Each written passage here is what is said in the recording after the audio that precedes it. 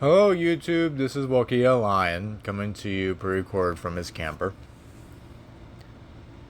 Economics is one of my biggest points of interest. It was one of the things that inspired me to develop New Age Chaldeanism. Reason being is that it dealt with the pragmatics of why our species operates the way that it does. As you can imagine, Austrian economics was more my point of interest, being a more observational science than a mechanical one like Keynesian economics. Like my previous video on money also suggests, I am a big proponent of the gold standard. As usual though, I don't leave these things alone until I manage to fully scratch the itch at the core of my mind's eye. Even though a gold standard claimed to create a stable economy, it didn't answer a question that kept bugging me. If it was so great, why do we leave it to begin with? Though I don't have an educated video essay on why we left the gold standard in total, what I did gather from multiple divings on my part, watching other videos, was that it was too limiting, too restrictive. From Chaldeanism's perspective, at the beginning at least, this was okay. The economy was, to a degree, was supposed to be limiting, being of the realm of Earth. Once I started to define what money was through the prism of Chaldeanism, I started to realize that the economy was much more than just the realm of Earth. It encompasses all the lords and all the elements / pylons. It's how we all measure our tangible worth in all three aspects of the Holy Triad: mind, body, and spirit. In other words, it's the measurement of our life force. If you want a bit more in-depth perspective of this, I do suggest checking out the video Money, the relationship between Saturn, Uranus, the Moon, and the Sun. Suffice to say, the answer of just going back to the gold standard wasn't good enough. This was a problem that was much deeper and more holistic than what the gold bugs would like to believe, but it's not nearly as complicated as the Keynesians would like it to be either.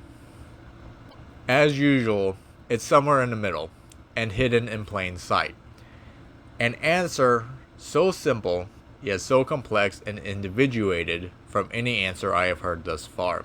Something much more bedrock than the symptomatic observations that the experts blab on about. That would be how we value things to begin with. It's how we value things that I believe is wrong.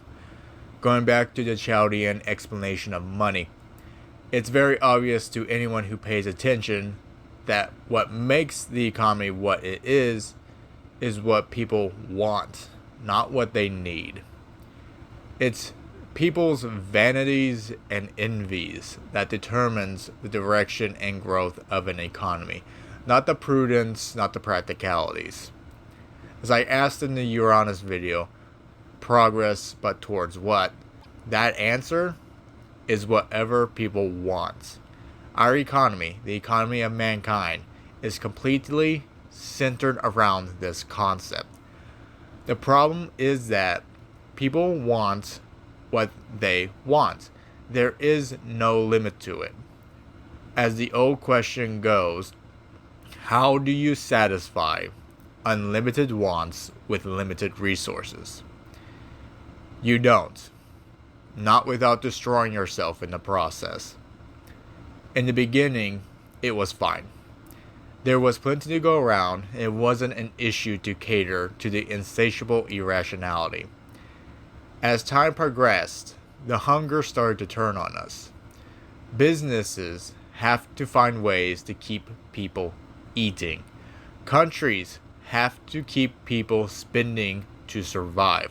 Our own lives have been industrialized and emotionally cauterized to the point where we no longer understand what is wrong with us because we have no emotional intelligence. we have to hire someone to explain to us through rationality why our irrationalities are incorrect. Does that make sense? That a person who is dealing with your very personal feelings is trying to analytically dissect you to explain to you why you suck and gives you a product to help. I recently talked to a friend from work who described her experience with her newborn as being anxious, to put it mildly. People wanting to know about the baby, wanted pictures of the baby, wanted to know what she was planning to do with it, schooling and whatnot, when she was going to lose her baby weight, etc. All just after her birthing. This, her example, the essence of it, is why people aren't having children anymore. The hunger of the world is more concerned with you getting back in the field to till than letting you have your time with your own child. A commodities-based monetary system alone will not solve this. If it could, we would still be on one to this day. To solve and salve the problem, I looked towards chaldeanism to come up with the answer. What I found was something of a reversal on how the current economy works. I would strongly recommend getting something to write on and sketch out what I'm saying and showing on the video to help you guys better understand. It's a bit of a brain twist. See, foundationally, the current economy is based on demand above all else, or value as I designate it, because value is based on what we think, not what is. Demand causes things to go up, right? What would happen if higher demand causes things to go down? Now, instead of efficiency causing things to go down, what if it causes the price to go up? The rationale is simple. Much like the dichotomies, the sweet spot is in neither extremes but found somewhere in the middle.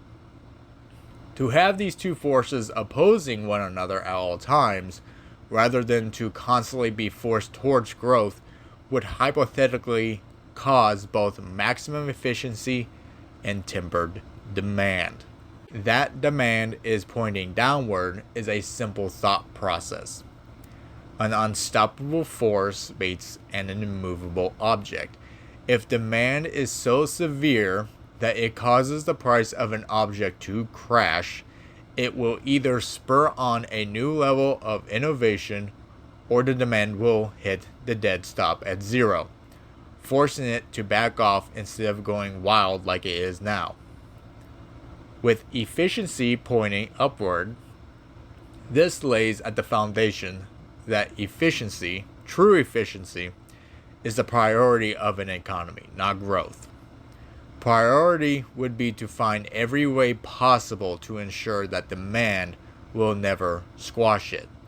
This hypothetical also allows more flexibility and prudence in an economy, possibly allowing for de-evolution rather than just evolution at all times, possibly bringing back trade jobs from bygone times, and allowing people to be less decentralized, not more. As the saying goes, sometimes you need to take 2 steps back to go 3 steps forward. This also hypothetically means that corporations will never exist unless absolutely necessary, due to how inefficient they can be.